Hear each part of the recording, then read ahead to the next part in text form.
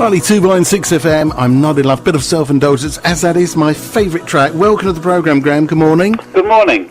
That's one of the most popular tracks ever, isn't it? And not just of your 10cc collection, but also of all the love songs in the world, I think. Well, it's always does very well in this when they have this sort of, favourite songs list.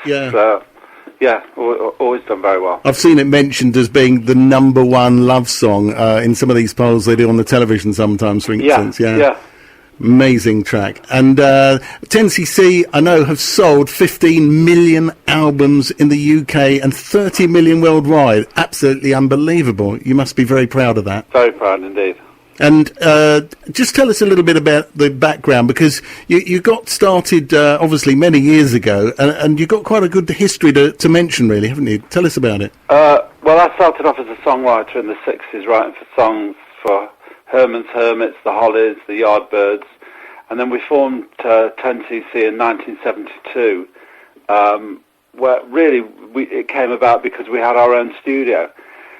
And although we weren't a band when the studio was built, we were kind of like the house band there. We used to play on and sing on other people's records, and when the studio wasn't working, we would write and record our own stuff, really for our own amusement, until we had something that we thought was rather good that was going to be released on the Apple label, a song called Waterfall that Eric Stewart and I had written.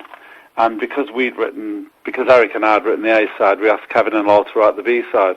And that B-side was Donna, and that became our very first single back in 72. Yeah, lovely. And I can see why I like 10cc, because your influences were the Beatles and the Beach Boys, which are my two biggest favourites as well, Yeah. and also ELO, perhaps. You haven't mentioned them there, but there's still a sort of feeling of that sort of thing as well, isn't there, there? Yeah, there were kind of sort of similar ideas.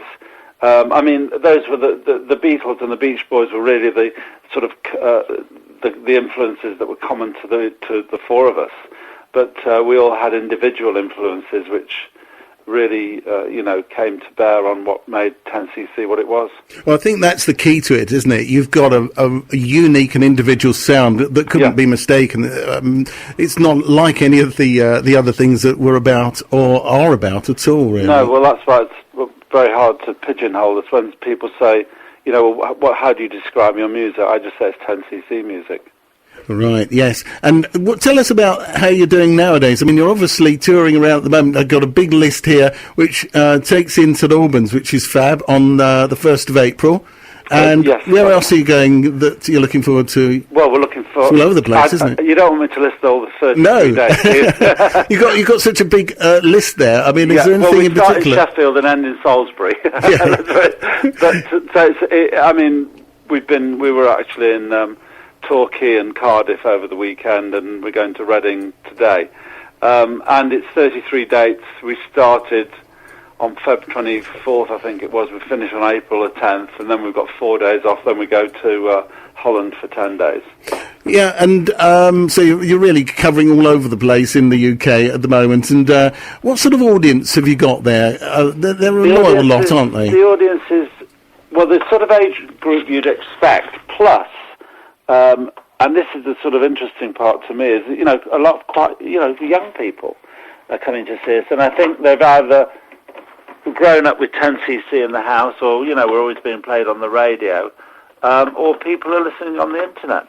Right. And music's being shared, and we're benefiting from that. Tell us about the lineup now. The lineup is myself, Paul Burgess on drums, who, when the band first went on the road in 1973, Paul joined us, and when Kevin and Lol left the band in 76, Paul joined myself and Eric to make our first, make a lot of albums with us. Rick Fenn, who joined in 1976, marvellous guitarist. Mick Wilson on vocals, who does, as well as being a great singer, he's also a fantastic percussionist and keyboard player. And Mike Stevens on keyboards and vocals, and when he isn't working with us, he's the musical director of Take That. Right. Okay. Have you got any favourite tracks, or is that a difficult one for you to be asked? You can't be asked that, really, Ken. But okay. So thank you ever so much for chatting to us on the programme. My pleasure. And have a great gig on the 1st of April in St Albans. I'll be looking forward to it. Yes, indeed. It's going to be great. Thank you very much for joining us, Graham Gouldman. Bye bye. Cheers.